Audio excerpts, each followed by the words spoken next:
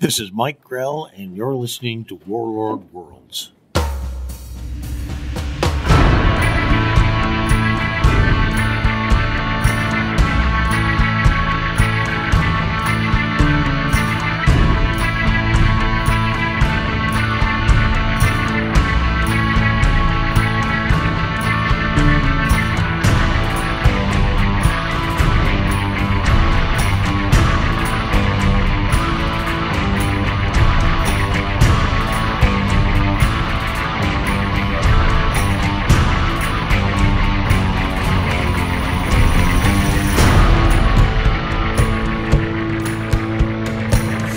Welcome back, and thank you for listening to Warlord Worlds, a fan podcast devoted to the comic creations of writer and artist Mike Grell, including the Warlord, Jon Sable, and Green Arrow. I'm Ruth. And I'm Darren, and this is a fan podcast. We're not affiliated with Mike Grell, and the opinions expressed are just ours. We do this podcast simply because we always enjoy reading and talking about comics by Mike Grell. The number of issues covered in each episode varies based on story arcs. So today we'll talk about the Warlord number 32, which features the introduction of a new character, and Green Arrow numbers 21 through 24, which features a 4-issue adventure in Japan with Shado. We will also continue our coverage of the Legion of Superheroes by Mike Grell with issues 204 and 205. Our special guests joining us for this segment are Anj of the Supergirl Comic Box Commentary and Philip Schweier, who is a writer for the website Comic Book Ben. Because of the long Green Arrow story arc we're covering this time, we won't be reviewing a Jon Sable issue in this episode. But don't worry, we'll get back to those issues very soon. If you enjoy the podcast, be sure to check out MikeGrell.com. That's his official site. He posts upcoming convention appearances there, along with photos and news updates. If you've been keeping up with his site, then you've already heard the fantastic news about his return to Green Arrow at DC Comics. Mike will be drawing 12 variant covers for future issues of the current Green Arrow series. And we're very happy that Mike shared the information with us before the official announcement so that we could help promote the story. Thank you so much for including us, Mike. As Mike Grell says on his website, Green Arrow has always been his favorite comic character, and he felt privileged to guide the character through his first self-titled regular series. And this is a special year for him to return to the series, because it's the 30th anniversary of the publication of Green Arrow The Longbow Hunters. Mike also mentions on his website that he thinks it would be great to get a hardcover edition of The Longbow Hunters for the 30th anniversary. If you agree, like we do, please let DC Comics know that's something you would like to see this year. Convention season is here, and if you ever have an opportunity to see Mike Grell at a convention, please go. He is always friendly and truly loves talking with his fans. He has a beautiful selection of prints and does original commissions at reasonable prices. Mike has several appearances scheduled over the next few months, including Pensacola, Florida in late February, Lexington, Kentucky and Huntsville, Alabama in March, East Coast Comic-Con in New Jersey in April, and Cheyenne, Wyoming in May. Plus, this summer, Mike will be a special guest at San Diego Comic-Con. That will be a great place to celebrate the 30th anniversary of the Longbow Hunters, and he plans to discuss new developments that will be announced at that show. As always, pre-orders for con sketches can be placed through Scott Kress at CatskillComics.com. And if you can't make it to a convention but would like to get an original drawing, then Scott Kress can help you with that too. Just make your request at CatskillComics.com. I really appreciate how he posts scans of recent commissions on the website, and I was really excited to see the new sketches by Mike Grell. Batgirl, Green Arrow, and Hawkman were my favorite of the recent posts. We always enjoy sharing listener feedback, so feel free to join in the conversations or to write to us anytime. We'd love to hear your opinions about any of Mike Grell's titles over the course of his career. I appreciate knowing what others think of Mike Grell's stories and art. I always enjoy finding out about favorite characters or hearing stories about what it was like to meet Mike Grell at a con. So any comments you send are always appreciated. We'll provide our email address and other ways to reach us at the end of the episode. Warlord Worlds is part of the Rad Adventures Podcast Network. If you enjoy the show, please consider checking out our other podcasts that are available on iTunes, Stitcher, Google Play, and YouTube. Xenozoic Xenophiles covers the post-apocalyptic adventure series Xenozoic Tales, featuring Cadillacs and dinosaurs by writer and artist Mark Schultz. And Trekker Talk is a fan podcast devoted to the adventures of 23rd century bounty hunter Mercy St. Clair from the pages of the sci-fi comic Trekker by writer and artist Ron Randall. Mike Grell, Mark Schultz, and Ron Randall are our favorite comic creators. Their stories are always filled with adventure and interesting characters, and their art is excellent. We hope you'll try out our other shows, and we'll be sure to include links to those podcasts in the show notes. Ladies and gentlemen, the Beatles!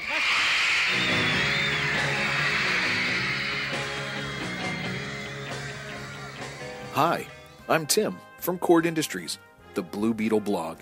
I'm here to tell you about an exciting new addition to the Silver and Gold family of podcasts. The show is Beatlemania, and it focuses on what is arguably one of the greatest superheroes in all of comics history, Blue Beetle. From the adventures of Dan Garrett the cop in the 1930s to Dan Garrett the archaeologist in the 1960s. From everyone's favorite Ted Kord to the more recent adventures of Jaime Reyes, we'll be covering the entire legacy of the Blue Beetle. And I won't be doing it alone. Joining me for this epic journey through the lives of the Blue Beetle will be Jay from the Silver and Gold podcast. Together, we'll be discussing, reviewing, and celebrating the awesomeness of all of the Beatles. Beatlemania, coming soon to sngpod.com and cordindustries.blogspot.com.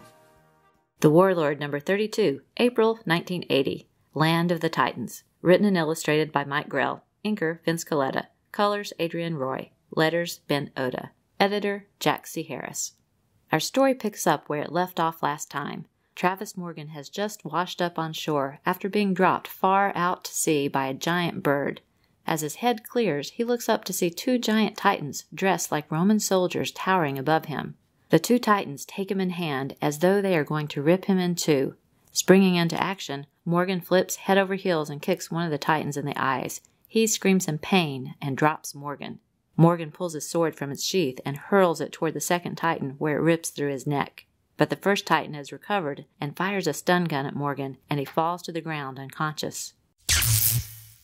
The Titan carries Morgan to a metal disc and drops him onto it. The Titan then steps onto the metal disc and it elevates into the sky and flies over a jungle to a city in the distance. Another blast from the stun gun wakes Morgan from his slumber, and he finds himself in front of a giant Titan who is sitting on a throne. She introduces herself as Queen Amaranth. Morgan tries to defend his actions, saying that he reacted only in self-defense, but Queen Amaranth tells him that is irrelevant. There were only 6 Titans remaining, the last of their race, and Morgan has killed one of them. He is sentenced to death. He is knocked unconscious once again and thrown into the dungeon until the Queen decides how to kill him. Morgan wakes to find a beautiful raven-haired woman is caring for him. Her name is Shakira, and she and her people are slaves to the Titans. There are many more of them, but many of her people serve the Titans as if they are gods. While Shakira feels she is well cared for by the Titans, she does not want to be a slave, and Morgan is the first person she's met who she thinks could help her escape. Taking out one of the human guards, Morgan and Shakira make their way along the stone corridors across a walkway overlooking the Titans' armory. But one of the Titans sees them and climbs up onto the walkway. Morgan runs toward him and leaps, hitting him in the chest with full force. The Titan stumbles backward and falls over the ledge of the walkway and plummets into a pool of molten metal below that is being used to forge weapons. Morgan then grabs an axe and throws it toward another approaching Titan who is aiming his stun gun at Morgan. The axe and the stun gun both strike their targets. The Titan is killed by the axe, while Morgan collapses unconscious from the stun gun. Morgan again wakes in front of Queen Amaranth's throne. He has killed half of her race in a single day. The Queen turns to Shakira, calling her a fool. She has always been the Queen's favorite servant, but her life is now forfeit. The two are taken to the arena and thrown inside. For sport, to make the proceedings more entertaining, Morgan is given a sword and Shakira is given a long spear. A gate opens at one end of the arena, and a giant creature that looks like a cross between a woolly mammoth and a horned rhinoceros begins to race toward them. Morgan shoves Shakira out of the way as the beast hits him, throwing him against the arena wall. The creature begins to race toward Morgan for a final blow, but Shakira darts across the arena in front of it, attracting its attention. The creature turns and begins to charge at her, but Shakira stands unmoving until the last moment when she suddenly uses the spear like a pole vault, leaping out of the way of the beast. The creature plows head first into the wall. Shakira has maneuvered it into the perfect position below the Queen, who is standing on the wall of the arena. The wall begins to crumble, and the Queen falls into the arena, impelling herself on the horn of the giant beast. Shakira then turns and throws her spear toward one of the 2 remaining Titans, and the spear rips through his chest. The recovered Travis Morgan follows her lead, killing the last remaining Titan with his sword. As Morgan and Shakira step onto one of the floating metal discs to make their escape, Shakira turns to him and says, "I'm a free creature. I come and go as I please, and give my loyalty to whom I choose. It is in my nature to be independent." Before Morgan's eyes, Shakira transforms from a beautiful raven-haired woman into a small black cat as the metal disc rises into the sky. The cover features a dramatic scene of Morgan and Shakira in a battle with one of the Titans. The artwork inside is terrific as usual. Morgan's fight with the Titans at the beginning is well choreographed, and I really like the page with the floating metal disc flying over the city in the jungle. The proportions of the Titans and the humans are handled well. The Titans are large enough to be menacing and imposing, but not so large that it seems unrealistic for Morgan and Shakira to defeat them. It's very well done. Shakira is immediately likable, and another example of a strong and independent woman who can definitely take care of herself. It is all thanks to Shakira that she and Morgan escape the Titans arena. I really appreciate Mike Grell giving us a variety of these strong female characters in his books. The transformation of Shakira into a cat at the end of the issue adds a nice touch of mystery to her character, and it's no wonder she became a fan favorite. I know that I definitely like her personality and the way the character is designed. When we interviewed Mike Grell last year, he mentioned that if he gets to tell a Warlord story to celebrate the 50th anniversary of the series in a few years, then he plans to finally tell fans whether Shakira is a woman who turns into a cat, or a cat who turns into a woman. I definitely hope he gets the opportunity to tell us that story. When you talk about comics, does it sound something like this? Look, you can't put the Superman number 77s with the 200s. They haven't even discovered red kryptonite yet. And you can't put the number 98s with the 300s. Lori Lamaris hasn't even been introduced. Or maybe it sounds a little more like this. You think Mighty Mouse could beat up Superman? What are you, cracked? Why not? I saw the other day he was carrying 5 elephants in one hand. Boy, you don't know nothing. Mighty Mouse is a cartoon. Superman is a real guy. No way a cartoon could beat up a real guy. Yeah, maybe you're right. Would be a good fight, though. Hello, I am the constantly caffeinated Clinton Robinson, and my comics discussions can go to both extremes, but generally fall somewhere in between. On the Coffee and Comics podcast, I will review comic stories and other comics-related topics that can be enjoyed over a cup of coffee. So pour the coffee, or other beverage of choice, and join me on the Coffee and Comics podcast, available on iTunes and coffeeandcomicspodcast.blogspot.com.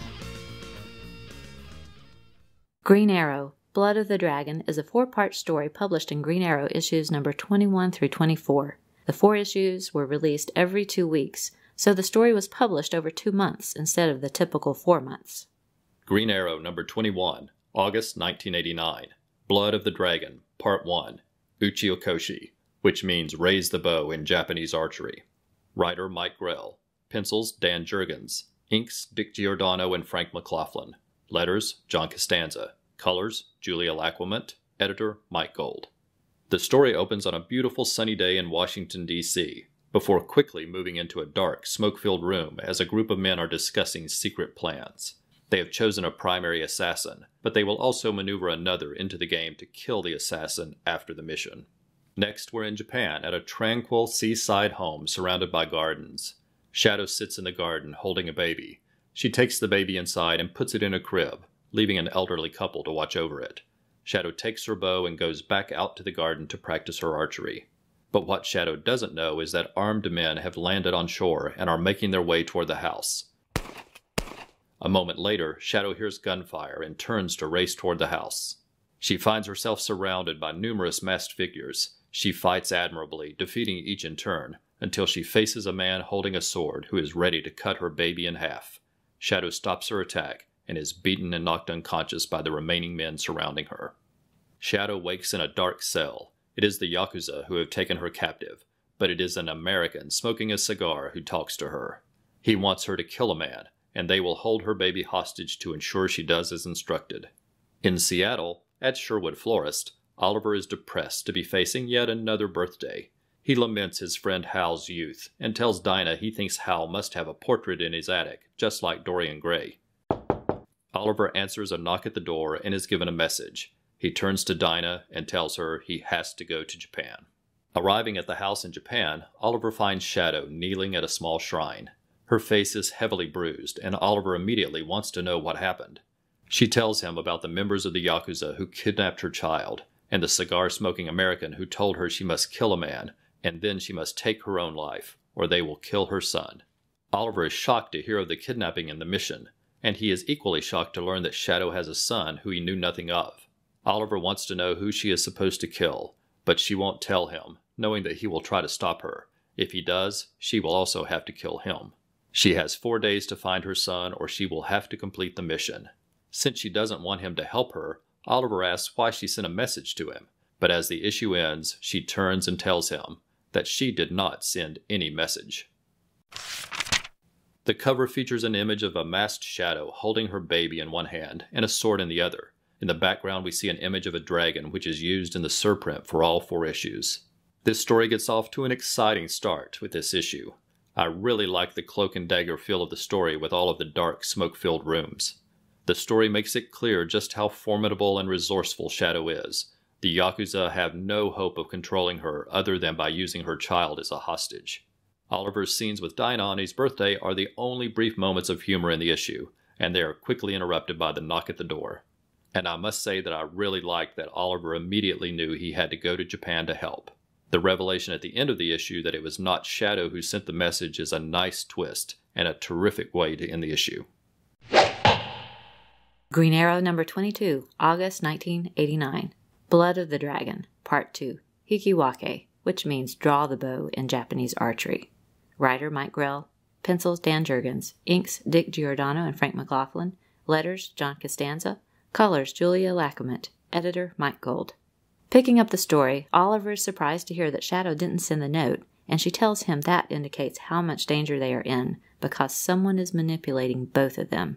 She tells him to go home to Dinah, but he wants to help her find her son, because he knows he would do anything to protect his own son if he had one. The cigar-smoking American is still in Japan, meeting with members of the Yakuza, and we learn that he considers himself safe from those around him. He has information that implicates several others in a certain assassination in Dallas 2 decades earlier, and he is confident no one will come after him while he has that information. Meanwhile, Shado is meditating and thinking back to figure out where she was taken when her son was kidnapped. She remembers stone walls like a fortress. She saw snow. She heard birds. Not seagulls, but eagles. There were bells from a monastery nearby. She suddenly knows where it must be.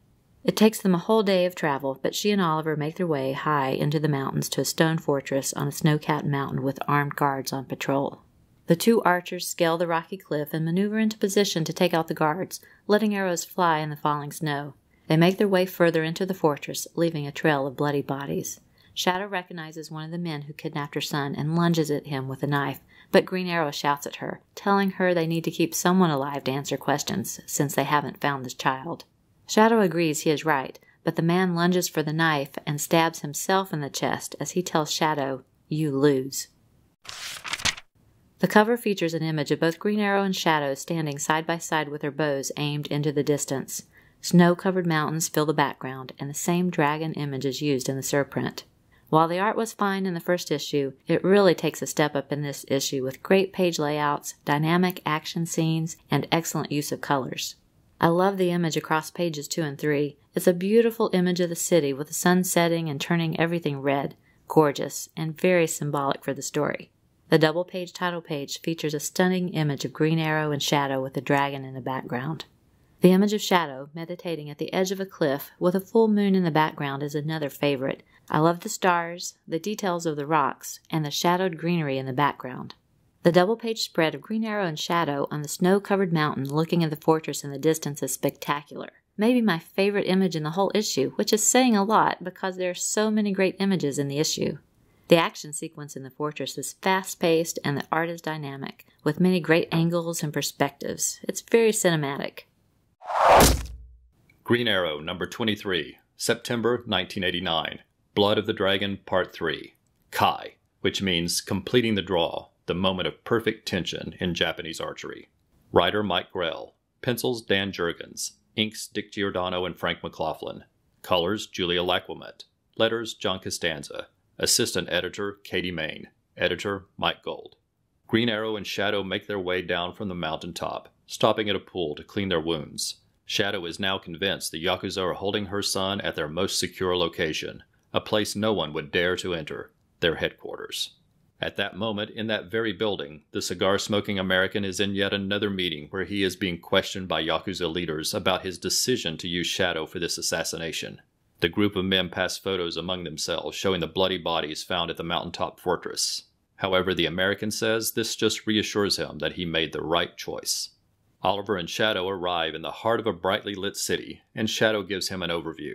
Geisha houses, Japanese gardens, gambling halls, electronics manufacturers, defense contractors, all legitimate businesses, and at the heart of it all is the Yakuza headquarters. They are involved in all businesses, both legal and illegal. They draw no line between the two. She knows her son will be in the central headquarters. They must find him. The only other option is for her to complete the mission, which means death for an innocent man, seppuku for herself, and a lifetime of service to the Yakuza for her son. The two change clothes, and the Green Arrow and Shado slowly make their way through the facility. But progress is not easy or quiet as they battle groups of Yakuza guards at every turn. Swords swing and arrows fly, and at times, the Green Arrow's and Shado's only hope is to pick up the occasional gun from a downed Yakuza and return fire. Any hope of a surprise attack is long gone, but Oliver and Shado do make it to the penthouse, where more armed guards await them. However, as they make their way through the guards, one member of the Yakuza escapes with a child, using a helicopter on the roof. As the helicopter flies away, Shado tells Oliver the only choice now is for her to complete the mission. Oliver turns to demand to know who she is supposed to assassinate, but Shado has already vanished. In another smoke-filled room, Yakuza leaders confront the cigar-smoking American, but he tells them it will all be over in 12 hours as he tosses down a newspaper featuring photos of the U.S. President, the Russian President, the Japanese Prime Minister, and the Japanese Emperor, who will all be attending an international arms reduction summit in Japan the next day. The cover features an image of Green Arrow firing a machine gun, and while that may seem out of character, it is certainly appropriate for the story inside. Again, the art is excellent throughout the issue. The double-page title page of Oliver and Shado at the pool is fantastic. The sun is rising over the mountains behind them, and an image of a dragon is reflected in the pool of water. As with the sequence at the fortress in the previous issue, the battle at the Yakuza headquarters is relentless. But again, a variety of angles and perspectives are used that keep the action moving quickly. The story manages to show just how resourceful both Green Arrow and Shado are. They are consistently in charge during the action, with the Yakuza on the defense and scrambling in an attempt just to slow them down. Whether it's a snow-covered ancient fortress or a modern office building, these two can make their way through an army of the most highly trained Yakuza. It is only by sacrificing many of their own warriors that one man is able to escape with the child. Green Arrow number 24, September 1989, Blood of the Dragon Part 4, Hanare, which means the release of the arrow in Japanese archery. Writer Mike Grell, pencils Dan Jurgens, inks Dick Giordano and Frank McLaughlin, colors Julia Lacquement, letters John Costanza, assistant editor Katie Main, editor Mike Gold. Oliver is standing in a hotel room overlooking the Yakuza headquarters. Flames are coming from the building following his and Shado's attack earlier, and fire trucks are just arriving to battle the blaze.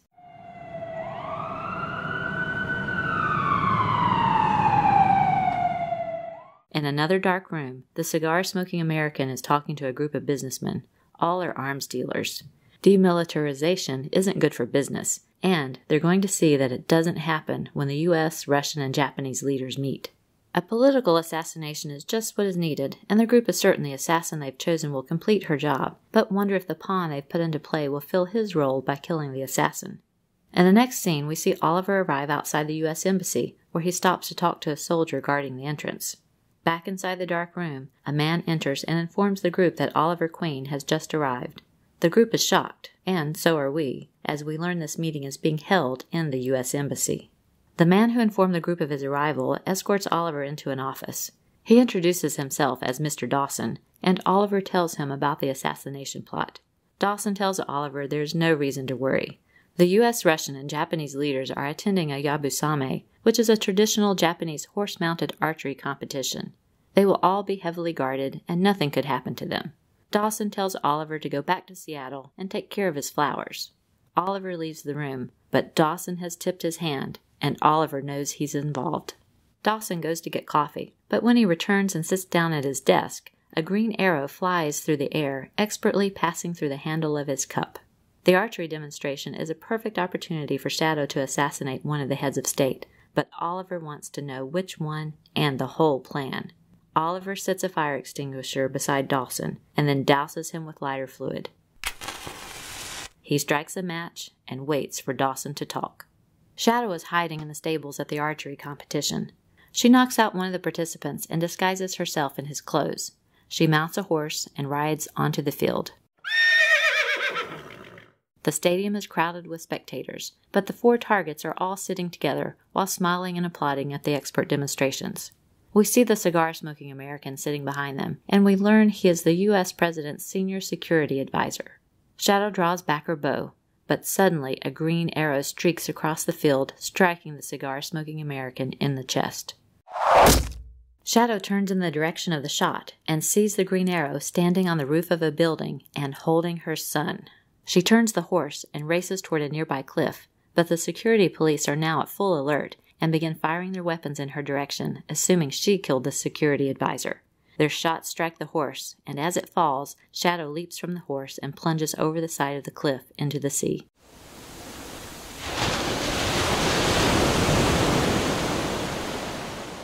At their headquarters, the Yakuza leader is being updated on the events. The U.S. senior security advisor is dead. 3 other conspirators have suddenly died from accidental deaths. The Chinese are being officially blamed for the assassination attempt, but the U.S., Russian, and Japanese governments are all blaming each other behind the scenes. The leader of the Yakuza smiles. The world is no longer on the verge of peace. He finds it amusing that the American security advisor ever thought he was in charge. Instead, everything went just as the leader of the Yakuza planned. Back at her home, the sun is setting as Oliver bids farewell to Shado. He gives her an arrowhead from his time alone on the island those many years ago, and he tells her to give it to her son when he is grown. "He's a fine-looking boy," Oliver says as he walks away, and Shado whispers in reply, "And he has his father's eyes." And we see that his eyes are green, just like Oliver's. The cover features an image of Green Arrow with his bow in hand and Shado in disguise riding on horseback. An image of the Japanese flag fills the background, and the dragon is again in the surprint. The double-page title page features a retrospective of the story so far, with images of Shado holding her baby, along with scenes from their many battles along the way. I like the way Oliver is able to figure out what is going on at the embassy, and especially that he is able to rescue Shado's baby in the end. The Yabusame competition featured a large variety of elaborate archery competitions and demonstrations. It made me think a little of the joust competition at a Renaissance fair. That sequence at the archery competition is exciting and tense, and the revelation at the end of the story that it was actually the leader of the Yakuza who was orchestrating everything in the background was a very nice twist. Of course, an even bigger surprise was the view of Shado's son's green eyes in the final panel. But longtime readers will remember an earlier story that makes this all fit into place. The title of each of these 4 issues is taken from one of the stages of Kyoto Japanese archery. Kyoto means the way of the bow and blends archery with Zen meditation techniques. There are actually 8 stages of Kyoto archery, and there is a great website that covers them at kyoto.com. We'll include a link in our show notes.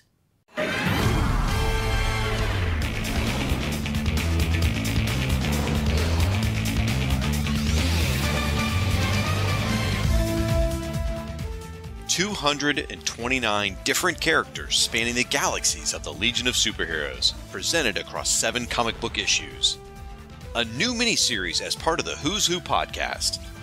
To handle this many characters, the irredeemable Shag is bringing in a ringer, or maybe we should call them flight ringers. Who's Who in the Legion of Who's Superheroes? who in the Legion of Who's Who in the Legion of Superheroes? The Legion of Superheroes. In the Legion of Superheroes. The Legion of Superbloggers team up to present Who's Who in the Legion of Superheroes, a 3-episode miniseries in 2017, part of the Who's Who podcast on the Fire and Water Podcast Network. Long live the Legion.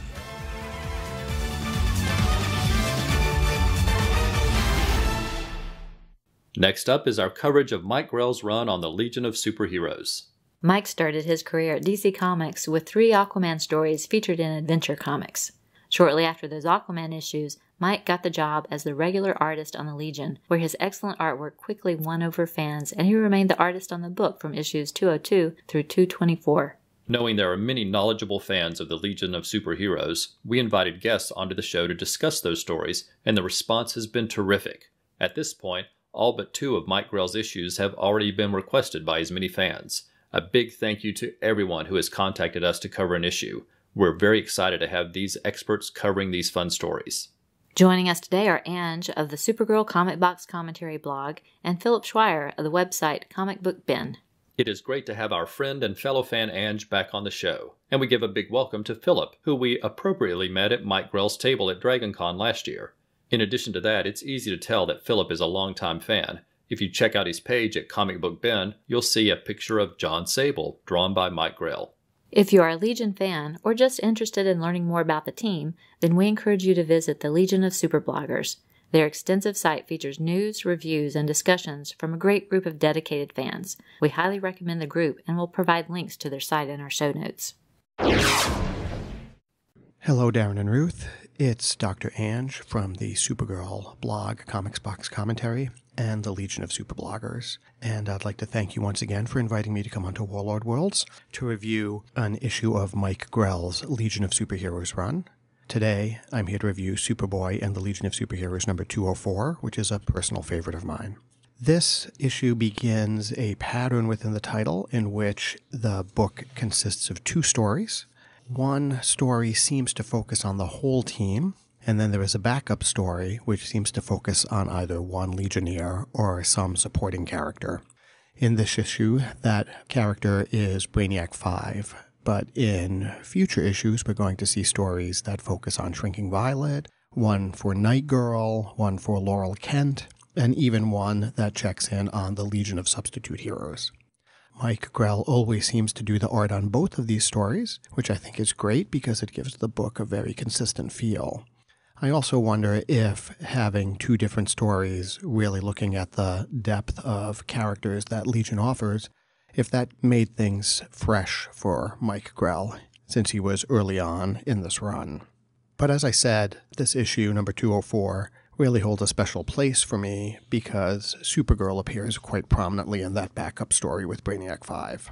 The cover of this book is a nice Nick Carty image in which we see a mystery person in shadows who is the, quote, Legionnaire no one remembered, close quote, as well as some dress for the backup story, which is called Brainiac's Secret Weakness. I'll briefly review both stories, but I'll probably spend more time on the second.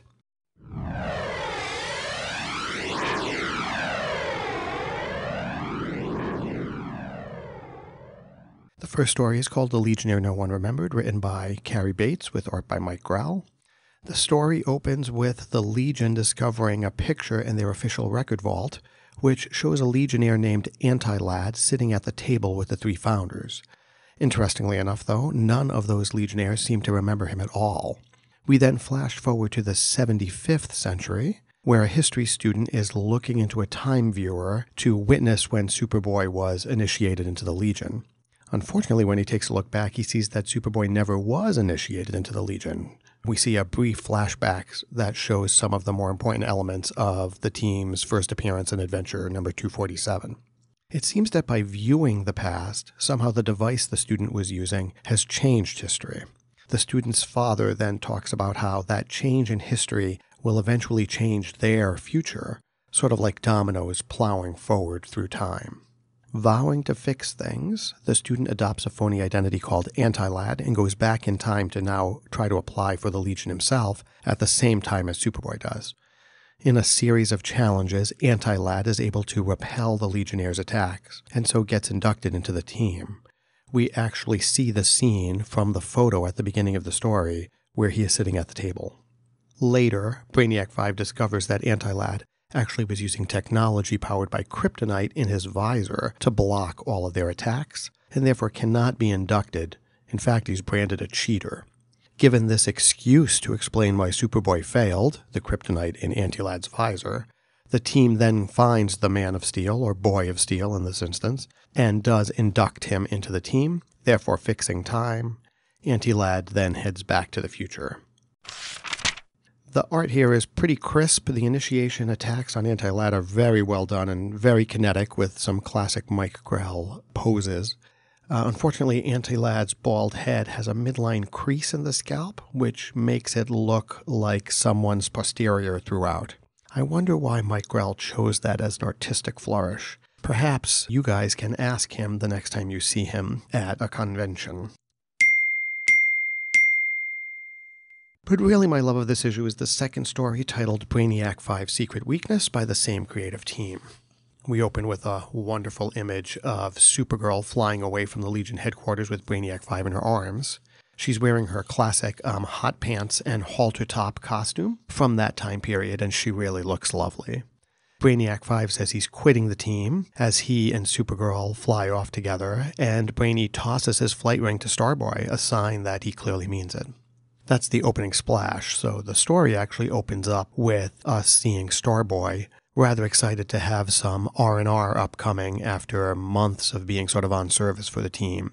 Brainy arrives to say goodbye, but Brainiac 5 is also visibly exhausted. He hasn't been sleeping well, which is odd for him.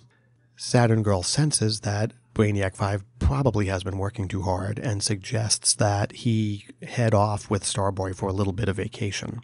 While flying away in a star cruiser towards a resort, Brainiac 5 recalls his relationship with Kara Zor-El Supergirl. He says she is the only girl that he loved and the only girl who has ever loved him. But since she hasn't been on a Legion mission in years, he hasn't been able to catch up with her. He and Starboy then land at Recreation Asteroid number 7, a sort of Las Vegas in space. But when they land, who should be there but Supergirl? She says she is there to be with Brainiac 5. Her life is meaningless without him. They then share a very passionate kiss. Back in the hotel, Brainiac 5 tosses his flight ring to Starboy. Supergirl has convinced Brainiac 5 to quit the Legion, and he loves her too much to deny her. They fly away in the Legion cruiser to lead a romantic life of leisure. Unfortunately, while in space, Brainiac 5 discovers that the cruiser is going to be bombarded by Zotron radiation, a radiation which is going to be lethal to him. To save him, Supergirl wraps him up in her indestructible cape. The rays then course through the ship. But hang on, this is where things get pretty weird. When Brainy is unwrapped, he sees Kara Zor-El standing before her without her cape, as she has sort of unwrapped him. Brainy is quite thankful that she was there, but this Supergirl says that she wasn't. She had just sort of arrived. She points to a metal robot on the floor, which is smoking and sputtering. This thing was the Supergirl from the resort who had lured Brainiac 5 away. The robot's costume and flesh were vaporized by that Zotron radiation. The real Kara, who Starboy had contacted, flew in just in time to wrap Brainiac 5 up in her real cape and save him. The dying android then says that Brainiac 5 was driven by loneliness, that he yearned so much for the real Supergirl, that his subconscious mind had him build his own Supergirl.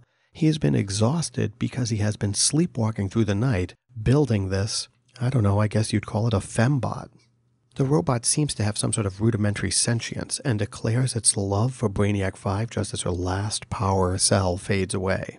Brainy cradles her in a pose that's quite reminiscent of Michelangelo's Pietà. With the Zotron radiation overheating the cruiser's engine, the real Supergirl and Brainy fly off, leaving the ship and the robot to explode. The last 3 panels show Supergirl talking quietly with Brainy. She says she is considering stopping being Supergirl altogether. She therefore needs some time away from the Legion, but she hopes that if she returns to the future someday they can pick up where they left off. The two again share a kiss. The end. First off, I think Mike Grell really shines in the action sequences throughout both stories. I totally love the way Anti-Lad deflects off the Legion's attacks in that first story in his initiation. Second, Grell really draws an incredibly lovely Supergirl. It was this issue that made me know that I needed to get a Grell commission with Kara in this particular costume the next time I saw him at a convention, and luckily I was able to do so a couple of years back in Rhode Island.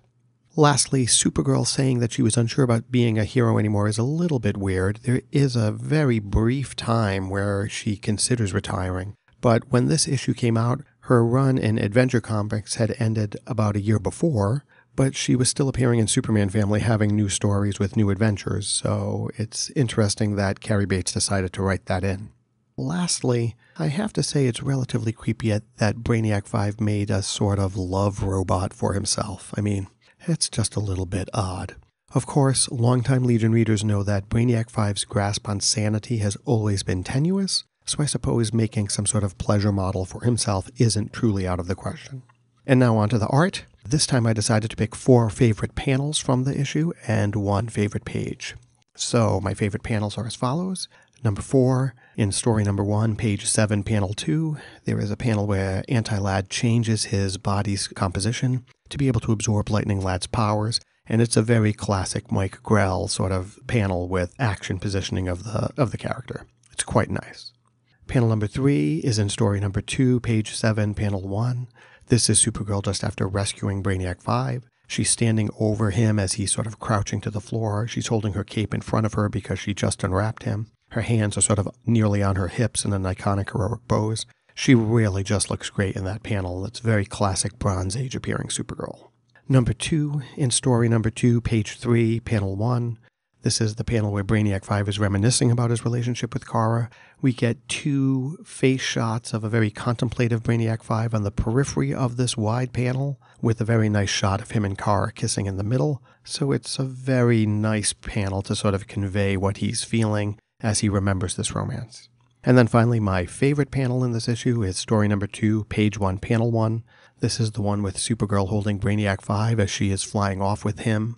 It's just gorgeous. She looks graceful and powerful as she sweeps him off her feet. The perspective with Brainy throwing the ring downwards to her Starboy is really wonderful, and it really encapsulates what I love about Mike Grell. There's a lot of emotion and feeling relayed in this image that didn't need any words.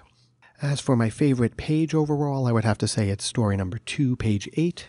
That's the last page of this story, the one that has the Brainiac 5 holding robot panel that looks like the Pietà.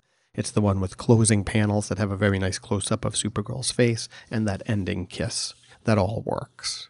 Once again, I'd like to thank you both for letting me come on the show and talk about these issues, which I truly love. As I said, this issue is pretty special to me, and so it got a little bit of extra discussion. Thanks again.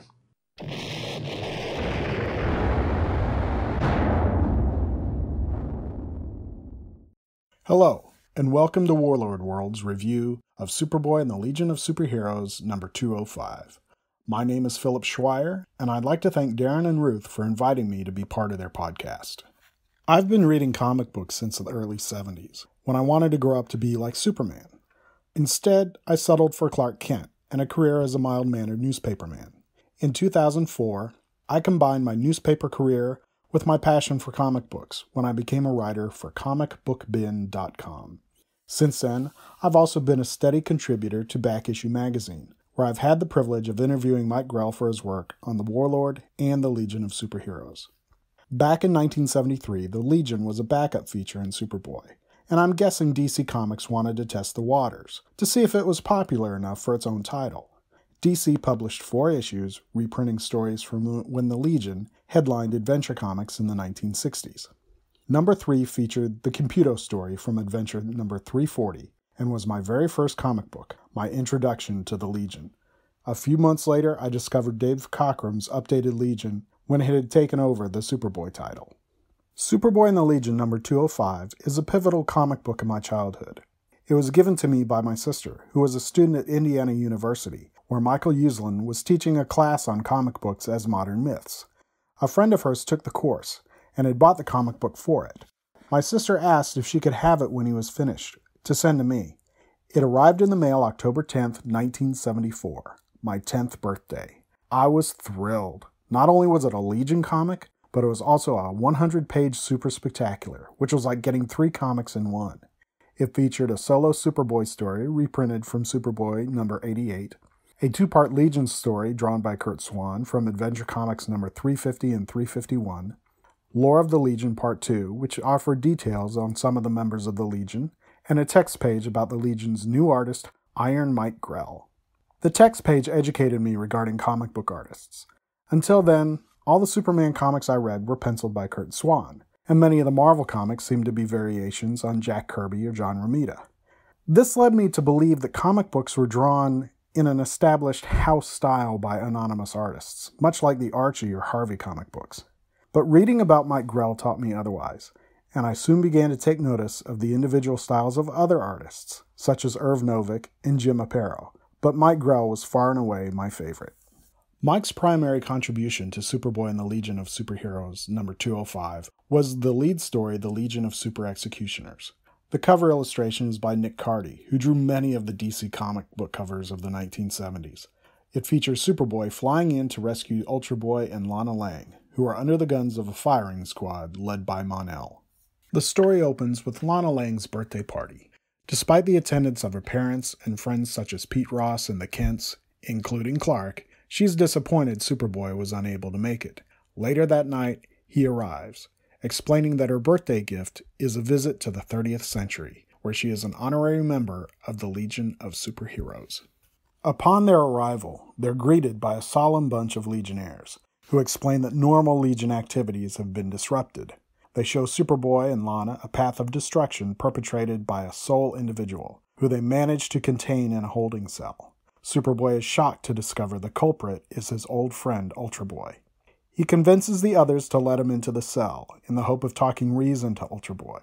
Instead, the Legionnaire goes berserk and manages to peel off Superboy's cape and bind him with it. Superboy blacks out. When he comes to, the others explain they managed to pull him out of the holding cell, but have not yet figured out how to untie the knot in his cape. Superboy explains it's a hoax knot, native to Ultra Boy's home world of Rimbor. It's a complex knot, but is deceptively easy to untie if you know how.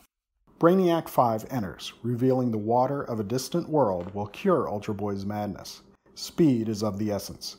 Mon-El, as Legion leader, should remain at headquarters, while Superboy races off into space. But no sooner is he gone than Lana is taken prisoner by the Legionnaires.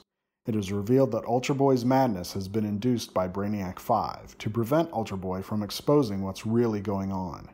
While Superboy is off on a wild goose chase, it appears the Legion has no choice but to execute Ultra Boy and Lana Lang. The two are marched into the courtyard and placed before a firing squad of their teammates. Ultra Boy, who can only use one of his superpowers at a time, is fitted with a pair of lenses that activates his ultravision, thereby negating his own invulnerability. Ready, aim, fire.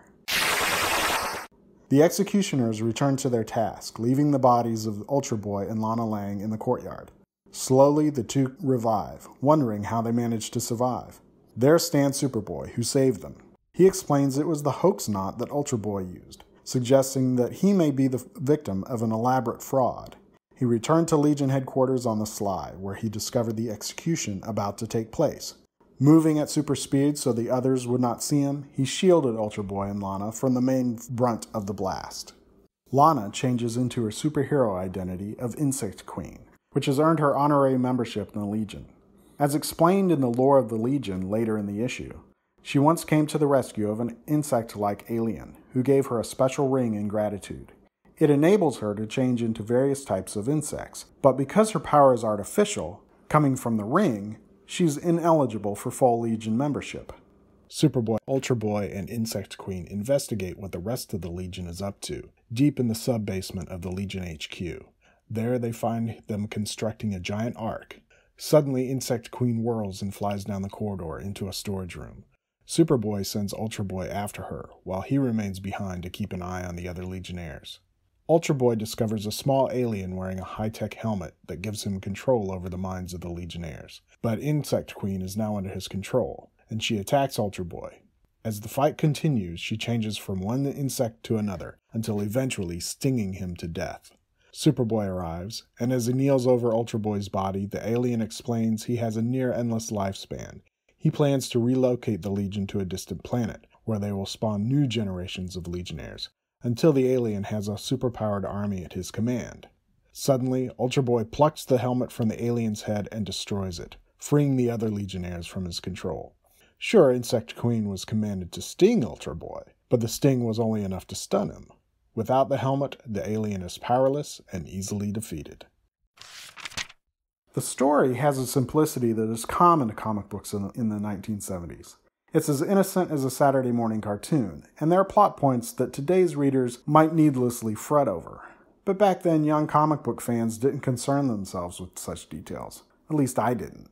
This was Mike's fourth Legion story, and it's possible to see how his artwork evolved in just a few issues, both in terms of rendering and storytelling technique. I like his early work a great deal. It seems very fresh, and I really enjoy how his skills as an illustrator matured in the years to come.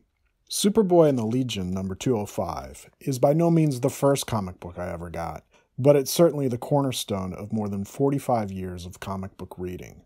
I followed Legion for more than a decade afterwards, and Mike Grell has always been one of my favorite comic book artists. I followed him from Legion to Warlord to John Sable and anywhere else I could find him. Thank you for listening. Stay tuned to Warlord Worlds for more Mike Grell, the Legion, and look for me, Philip Schweier, at comicbookbin.com and in the pages of Back Issue magazine.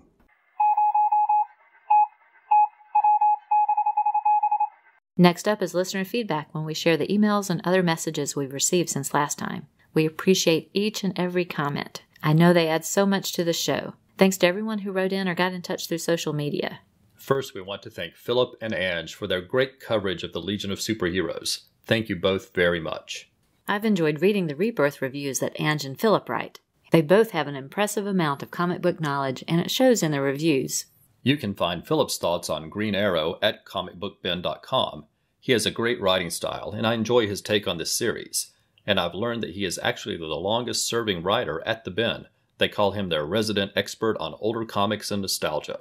Anj, of course, reviews the Rebirth Supergirl series at the Supergirl Comic Box Commentary. I appreciate seeing his take on the comic as well as the Supergirl TV show. It's a great source of news for anything related to Supergirl. In advance of the release of this episode of Warlord Worlds, we received a request from our friends at the Fire and Water Podcast Network and the Legion of Superbloggers.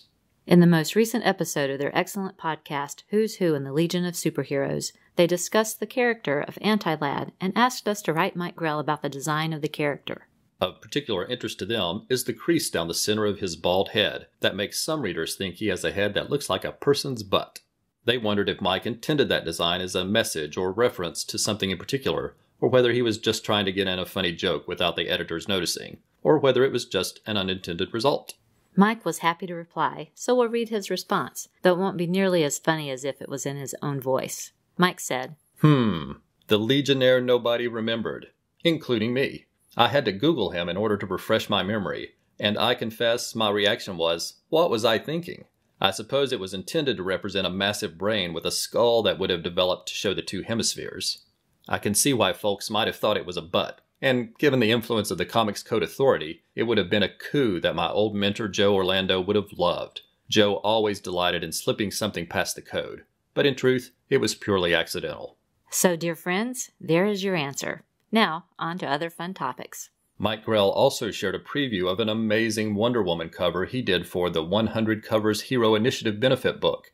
He used oils and watercolors for it. I'm sure it will be popular in the auction and look great in the book once it is published. We've posted it on Facebook and Twitter, so be sure to look for it. Philip Anderson recently entered a Mike Grell sketch in the Comic Art Fan Sketchbook Competition. He had Mike draw it for him at the last Comic-Con in Sacramento. The competition sounds fun. A variety of sketches are entered, and fans vote to determine the winners. So we were happy to see when Philip's sketch by Mike Grell won. It is a gorgeous drawing of Green Arrow, Black Canary, and Green Lantern. We'll be sure to add a link in our show notes. Ryan Daly of Midnight the Podcasting Hour, The Power of Fishnets, and many other fun podcasts at the Fire and Water Podcast Network commented, "Great episode. Jeff and Anj were nice additions to Fansplain the Legion issues." Alan Wright of the excellent website boldoutlaw.com devoted to Robin Hood told us, "Your coverage of Superboy number 202 rang a bell, and I realized I had that story in a digest reprint." Chris from the podcast Bat Books for Beginners, and who does reviews of Batman 66 on the Batgirl to Oracle podcast, sent us a great letter. He wrote, "Thank you for sharing your appreciation of Mike Grell. I'm a fan of his myself, and have most of the mainstream comic books where he did artwork. All of the Superboys, Warlords, Green Arrows, and John Sables, plus the 1977 and 78 DC calendars. What a great talent. I thought he did some great artwork in Batman Family, and I also liked his short 4-issue run on Batman numbers 287 to 290. Chris continues, I first encountered Mike Grell's work in Superboy number 204 when I was 7 years old, but a subsequent issue, a 100-page book, an original story with some reprints, really blew me away. I was taken with the facial expressions on the Legionnaires in the story, and his wonderful depiction of Lana Lang as Insect Queen. Grell makes the Legionnaires' costumes look more realistic to me. They look like they had more dimension and shape, clothes that actually fit the person. I loved how he depicted action with such fluidity. Superboy 205 also had a Mike Grell biography, the first Comics Pro bio I had ever read. Great stuff. I also love the Treasury edition with the wedding of Saturn Girl and Lightning Lad. Thanks for those comments, Chris. We really enjoyed your letter. Nicholas Prom of Comic Reflections wrote, I am loving the Legion of Superheroes coverage on Warlord Worlds. I'm a fan of Grell and appreciate his work on Warlord, John Sable, and Green Arrow greatly, but the Legion hold a special place in my heart, and Iron Mike's time on the book is particularly memorable. Long live the Legion. We got some great shout-outs from listeners. Joe Crawford of the blog for the non-discerning readers said, New episode is up. Excited to hear the newest Warlord Worlds. Karen Williams of Between the Pages saw the notice about our latest episode and said, there will be a lot of happy Legion of Superheroes fans today. Justice's First Dawn wrote, Legion forever with Warlord Worlds. Dig it. Martin Gray of the blog Too Dangerous for a Girl wrote, my favorite team. This will be great. We also came across an exchange on Twitter between Martin and Bronze Age Babies. They were lamenting the discontinuation of the Legion archive books before the Mike Grell run is even completed. It seems the next release of the Legion of Superheroes will have the next issues in sequence, but will be titled differently and not numbered. Martin had a clever suggestion to make a disguised spine to match the prior set. Mike and Chris of Comics in the Golden Age said, very excited for this. Already an amazing podcast, but I was always hoping the Legion would show up. And later, we were also happy to learn that Mike had a great week on eBay, where he found a complete set of John Sable comics, plus 19 issues of Johnny Quest. Fantastic. Mike Skelly told us, I only need a few more issues to complete my Warlord collection. We wish you good luck finding those issues, Mike. It always feels so good to complete a set. Comic book artist and writer Michel Fife wrote, I failed to mention that I've gotten into Grell's earlier work. Batman, Legion, Green Lantern, and hey, what I definitely like is that intro theme music. Thanks, Michelle. Philip Schweier wrote to us about episode number 3, which he re-listened to recently, and he had some good information for us. You raised the question regarding the bet Morgan lost to Mariah in Warlord number 10. In the close-up of Morgan at the end, he's wearing an earring for the first time, but we never see it again, though Machiste kept his head shaved. Thank you, Philip. Very observant. Laurel Phillips wrote, enjoyed listening to you on Batgirl to Oracle's latest episode. Dug out my Green Arrow issues to follow along. Thank you, Laurel. And we want to take this opportunity to thank Stella for having us as guests on her Batgirl to Oracle podcast. It's a fun show, and we had a great time talking about Connor Hawke's time as Green Arrow in a story that was set in Japan and featured Shado. And we joined Stella to discuss the latest issues of the current Batgirl and Batgirl Birds of Prey series. We had a fantastic time on the show, and Stella was a great host. We'll be sure and include a link in our show notes. Alan Wright of Bold Outlaw commented about our Straight Outta Gallifrey Doctor Who podcast appearance. He shared that the Armageddon Factor episode 5 was the first Doctor Who episode he ever saw. We appreciated hearing about that, Alan, and we really enjoyed doing the show with Ashford. In closing, we want to thank our friend Doug Zawija, who writes for sites like Superior Spider Talk and Comicosity and Back Issue Magazine, and he runs the excellent Doom Patrol blog MyGreatestAdventure80.com. He obviously knows us very well because he surprised us with a terrific gift. It's a poster from the 2016 movie The Legend of Tarzan. We love the movie and we love the poster. Thank you, Doug.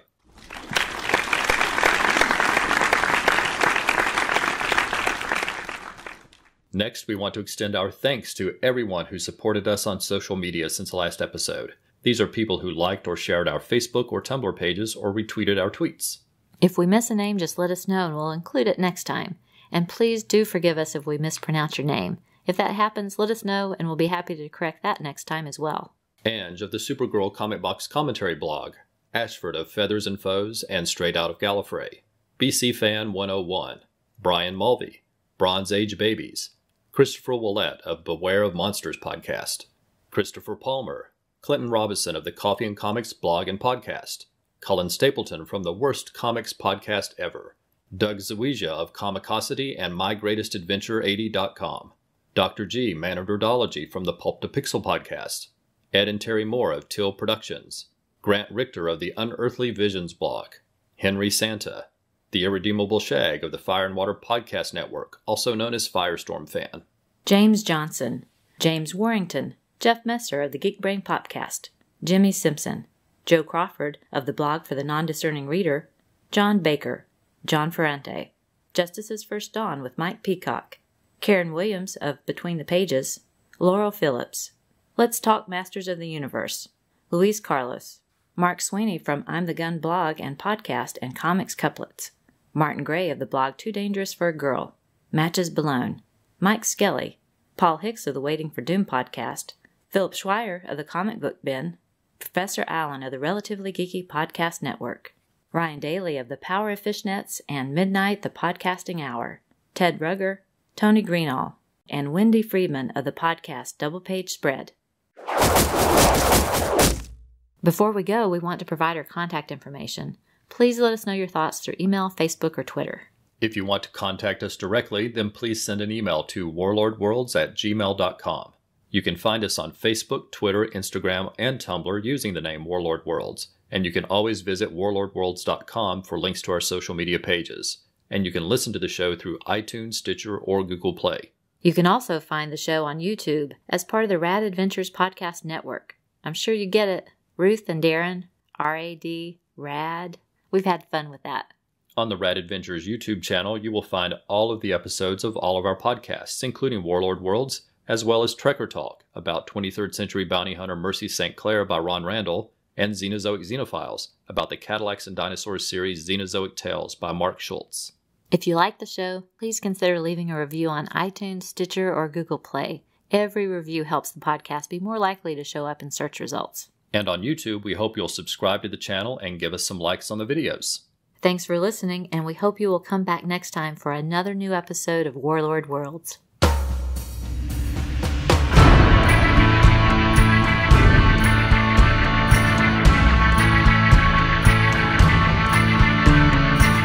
Warlord Worlds is a proud member of the Comics Podcast Network. For more information, visit comicspodcast.com. We are not affiliated with DC Comics or Mike Grell. The views expressed on the show are solely ours. Music is taken from the album royalty-free instrumental music for movies and websites. We make no money from this podcast and no copyright infringement is intended.